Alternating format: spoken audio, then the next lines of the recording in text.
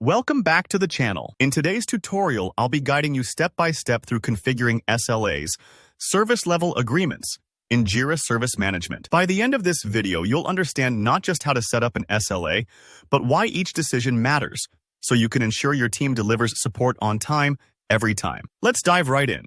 First things first, to access your SLA settings, you need to make sure you're inside the right space. If you're working with multiple projects or service areas in Jira, think of a space like a specific department or support desk.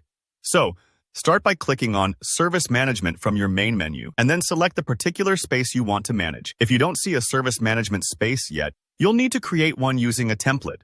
Don't worry if you're not sure which template to use. Jira provides some great defaults optimized for IT teams and general customer support.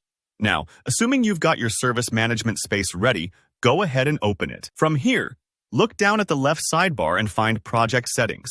This is your control center for pretty much everything in your project. Click on Project Settings, then navigate to Request Management, and you'll see a section labeled SLAs.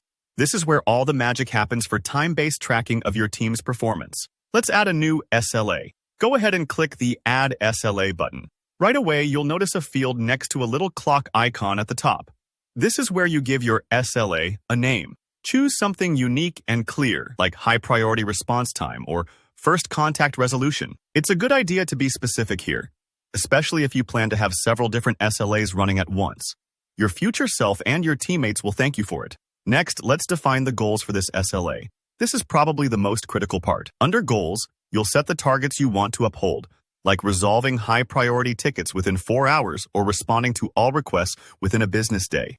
You can add multiple goals if you have different priorities. For example, maybe critical issues get a tighter deadline, while low-priority requests have a bit more breathing room.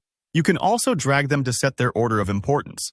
Think of this as ranking the urgency of your team's promises. Now, let's set when the SLA timer should actually start counting. Under Conditions, you'll break this down into 3 parts: Start, Pause, and Finish.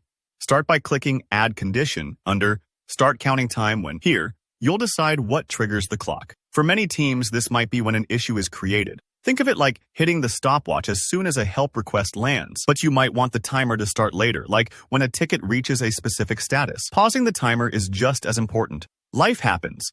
Maybe your team is waiting on a response from the customer, or there's an approval process that needs to happen. Under Pause Counting Time when, set conditions like Status is waiting for customer. This ensures you're not holding your team responsible for delays outside their control. Finish strong by setting the Finish Counting Time when a condition. For most SLAs, this will be when the issue is resolved or closed. Once the ticket's dealt with, the clock stops. And you've got a clear, measurable record of how quickly things got wrapped up. There's one more important choice: the calendar. SLAs are only fair if they respect your team's real working hours. Under the Calendar section, pick the schedule that fits. Jira offers 9 to 5, 24/7, or you can set up a completely custom calendar if your team works different shifts.